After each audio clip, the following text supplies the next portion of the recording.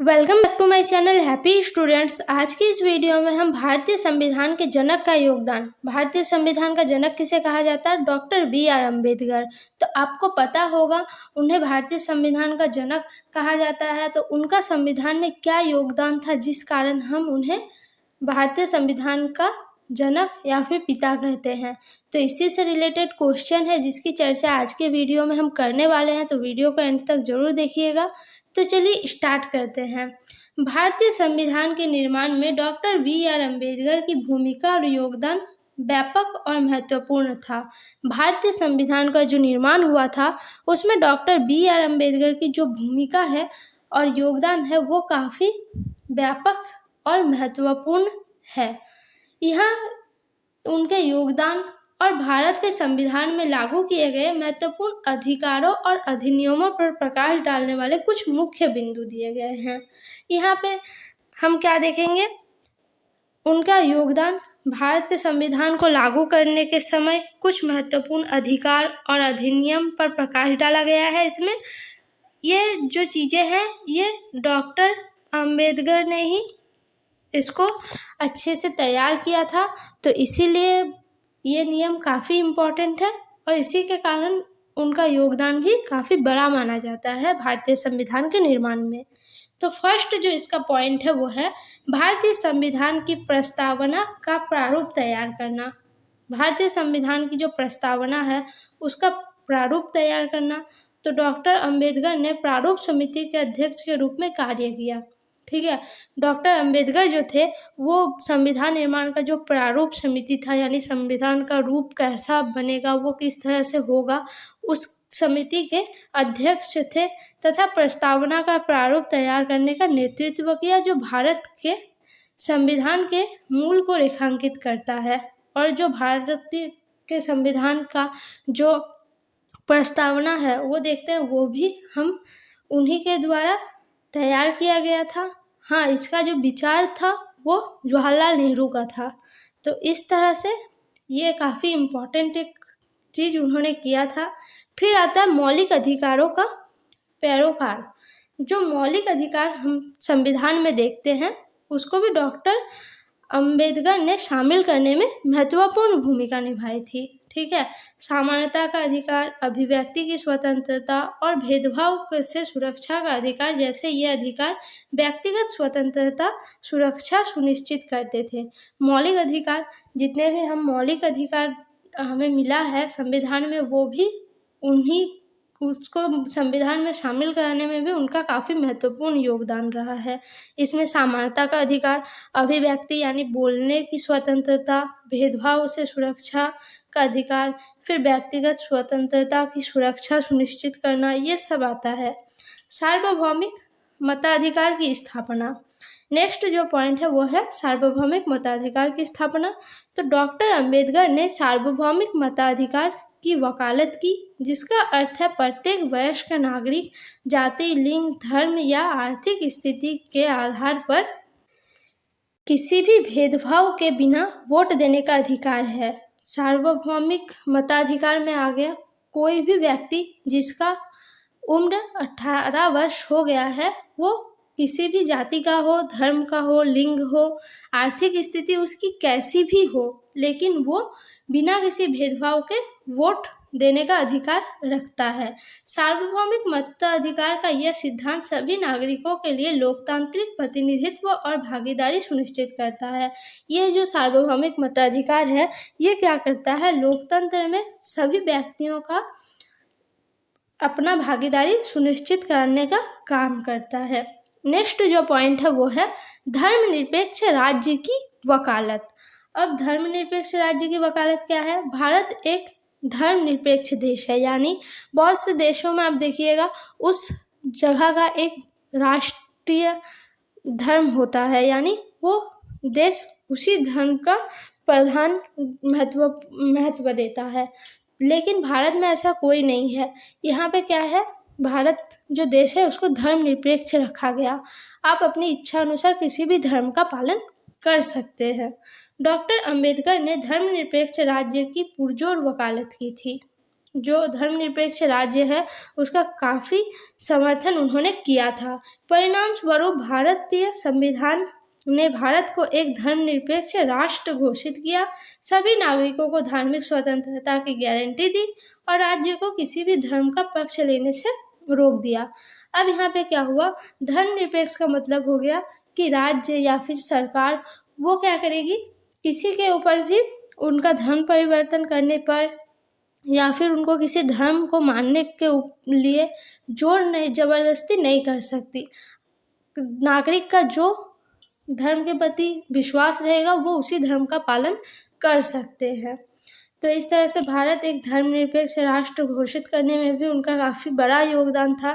फिर अस्पृश्यता का उन्मूलन, डॉक्टर अंबेडकर अस्पृश्यता को मिटाने और दलित समुदाय के लिए समानता सुनिश्चित करने के लिए प्रतिबद्ध थे, क्योंकि डॉक्टर अंबेडकर जो थे वो भी क्या आते थे, दलित संप्रदाय से आते थे। उन्होंने अपने बचपन से काफ़ी भेदभाव देखा हुआ था, इसलिए उन्होंने क्या किया, एक संकल्प लिया था कि दलित समुदाय में अस्पृश्यता जो है, छुआछूत की जो प्रथा थी उसको मिटाने और दलित समुदाय को भी समाज में समानता का अधिकार मिले, उसके लिए उन्होंने काफ़ी काम किए थे। संविधान ने स्पष्ट रूप से अस्पृश्यता को समाप्त कर दिया और जाति आधारित भेदभाव के खिलाफ सुरक्षा प्रदान की। संविधान में इसीलिए कानून भी है कि हम किसी के धर्म, जाति, लिंग के आधार पर उससे भेदभाव नहीं कर सकते।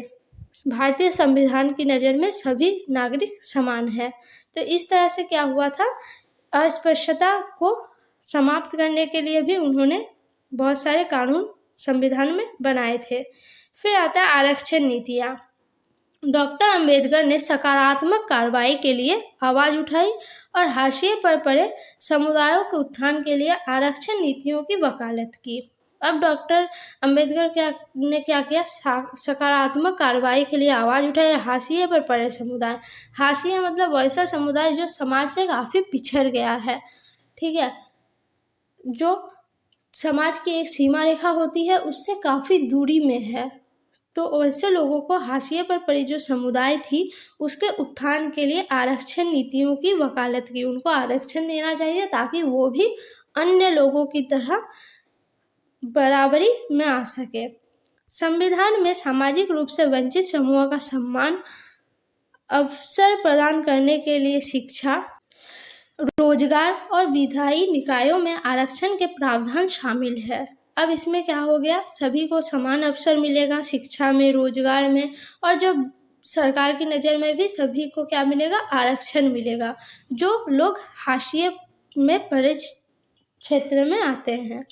फिर आता है महिलाओं का अधिकार, महिलाओं के लिए समान अधिकार। डॉक्टर अंबेडकर ने लैंगिक समानता के महत्व पर जोर दिया और महिलाओं की सुरक्षा और सशक्तिकरण के लिए प्रावधान शामिल करने की दिशा में काम किया। महिलाओं के सशक्तिकरण में भी उन्होंने काम किया था। संविधान महिलाओं के लिए समान अधिकारों की गारंटी देता है और लिंग के आधार पर भेदभाव को रोकता है। संविधान में लिंग के आधार पर क्या है, जो भेदभाव है उसको रोकने के लिए कानून बनाए गए हैं। अगर कोई भेदभाव करता है तो उसके ऊपर भी कार्रवाई की जा सकती है और यहाँ पे महिलाओं को भी समान अधिकार दिया गया है। फिर आता है सामाजिक न्याय और कल्याणकारी उपाय। इसके जो महत्वता है वो भी काफ़ी इम्पोर्टेंट है, क्योंकि डॉक्टर अंबेडकर का सामाजिक न्याय का दृष्टिकोण संविधान में निहित विभिन्न कल्याणकारी उपायों में परिलक्षित होता है। हम भारतीय संविधान के अगर अनुच्छेदों को देखें, कानूनों को देखें, तो हमें इस बात का अच्छे से पता चलता है। इन उपायों का उद्देश्य शिक्षा, स्वास्थ्य सेवा और सामाजिक सुरक्षा से संबंधित नीतियों के माध्यम से समाज के हाशिए पर पड़े वर्गों का उत्थान करना है। सामाजिक न्याय कल्याणकारी उपाय से क्या होगा, जो समाज के हाशिए पर पड़े वर्ग हैं उनको हमारी जो उच्च श्रेणी है उससे कुछ हद तक बराबरी में आने का काम किया जा सकता है, इसलिए ये काफ़ी ज़रूरी था। फिर जो आता है वो है स्वतंत्र न्यायपालिका।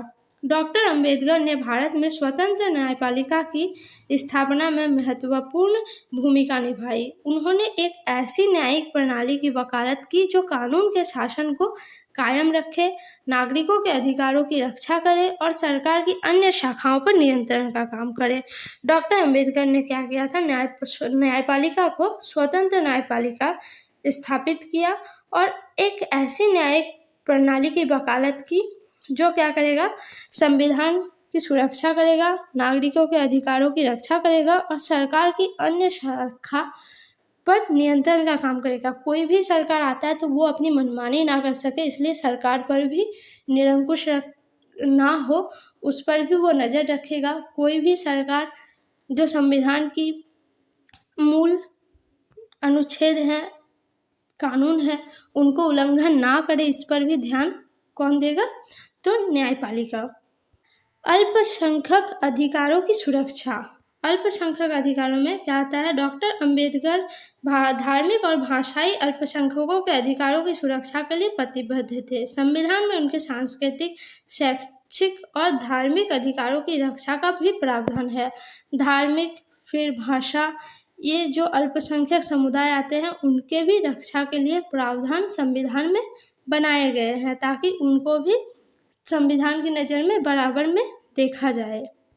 फिर अंत में हम ये कह सकते हैं कि भारतीय संविधान का जनक डॉक्टर भीमराव अंबेडकर ने क्या किया था? भारत के संवैधानिक ढांचे को आकार देने में असाधारण भूमिका निभाई थी। डॉक्टर BR अम्बेडकर ने क्या किया था?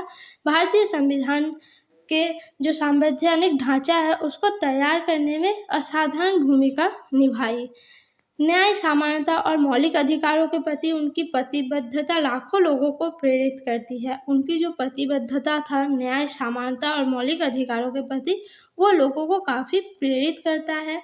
प्रतियोगी परीक्षा के उम्मीदवारों के रूप में उनके योगदान को समझना न केवल परीक्षा के लिए प्रासंगिक है, बल्कि हमारे लोकतंत्र समाज को आधार देने के मूल्यों को भी आत्मसात करने के लिए प्रासंगिक है। अब हम यहाँ पे सिर्फ शिक्षा ग्रहण करने के उद्देश्य से ही ये बातें नहीं जानते। हमें क्या होता है, अपने लोकतंत्र के समाज में लोकतंत्र को कैसे मजबूत किया गया, उन सभी चीज़ों को भी जानना हमारे लिए काफ़ी महत्वपूर्ण है, इसलिए हमें उनके बारे में जानना चाहिए। तो इस तरह से भारतीय संविधान में उनकी भूमिका या फिर योगदान को हम वर्णन कर सकते हैं। वीडियो कैसी लगी कमेंट में ज़रूर बताइएगा। वीडियो अच्छी लगे तो वीडियो को लाइक, कमेंट, शेयर ज़रूर कीजिए और भी इम्पोर्टेंट क्वेश्चंस के आंसर के लिए चैनल को ज़रूर सब्सक्राइब करें। धन्यवाद।